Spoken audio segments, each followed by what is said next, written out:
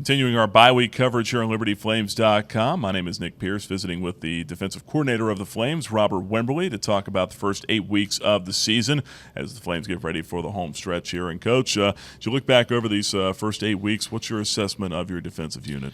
I definitely thought we've been good at times, but very inconsistent. We yesterday did a very good synopsis of our first 8 games, and we've had some highs, but we also have had some lows.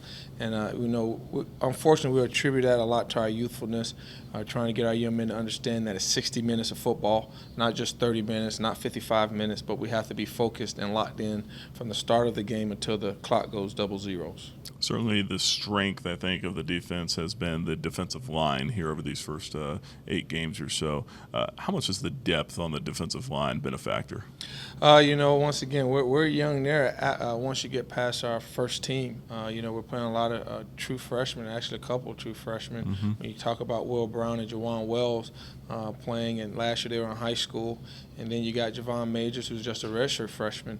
We're fairly young, and then you also got Tolan Avery. He's a redshirt freshman. So, the depth of athleticism is there, but just getting these guys game experience. I've been real pleased with what Coach Singletary and Coach Llewellyn have been able to do with the maturity of these young men, but it's definitely been evident in some games that we've had.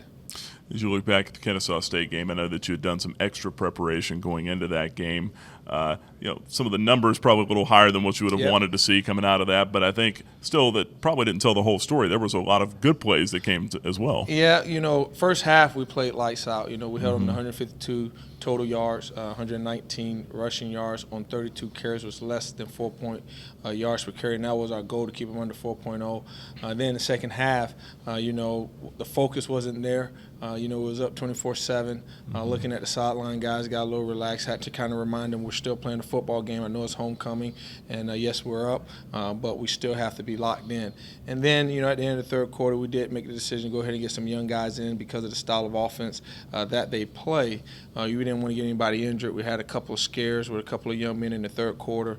Under the guys of Coach Gill, and we totally agree, let's go ahead and get some young guys in. And unfortunately, when you're playing that type of team with some young guys, everything is just moving. And so we definitely had some holes in the defense. But like I said, we was able to get some young guys, some good play count snaps. And so, we move on, and we're definitely excited about the first half and what we were trying to do. I definitely thought it was a marked improvement from where we were last year when we went against these types of teams. Yeah, you're facing a lot of cut blocks, a lot of situations there where you don't want to get guys hurt, like what you were saying. But Chima Uzuwihe was absolutely lights out, maybe one of his best games of the year. No doubt. He's been locked in, focused. He's been leading our defensive unit, and I was very excited to see him do what he did in that game Saturday. He definitely was our leader.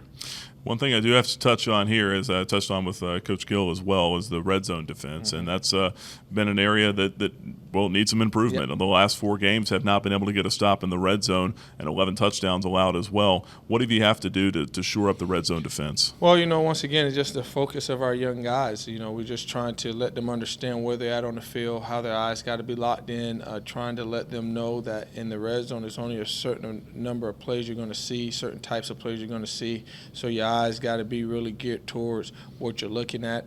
Of course, we just got to do a better job of defending when we're backed up and knowing where we're at on the field. And like I said, over experience, time tells that. In 2012, we wasn't the greatest in the red zone. And then 2013, we were much better. Once again, we had a lot more maturity in those guys, and a lot of those guys returned. And so that's what we're banking on. We are going to address some things today in practice and this week in practice to continue to let our young men understand where they're at on the field. You're examining some personnel as well heading into these last 3 games? Yeah, we realize we got what we got. A lot of our young guys I've been real pleased with the effort and the attention to detail of trying to get better. Unfortunately, when you deal with young guys, in my experience, they learn through game experience, good or bad. And, we really believe we're headed in the right direction. Big recruiting week for you as well? Oh, yes. Yeah, we got definitely a big recruiting week. We're going to do a lot of traveling, spend a lot of nights in the hotel in the evening. But, we know recruiting is the bloodline, and we feel real excited about the young men that we're on right now. And a good week to rack up some frequent flyer miles for you as well, I'm yes, sure. Well, for my wife. Yes, sir. Fair enough. Well, Coach Wimberly, we appreciate the time. Safe travels, and we'll see you back here next week. Yes, sir. That's the defensive coordinator of the Liberty Flames, Robert Wimberly. My name is Nick Pierce for the Liberty Flames Sports Network.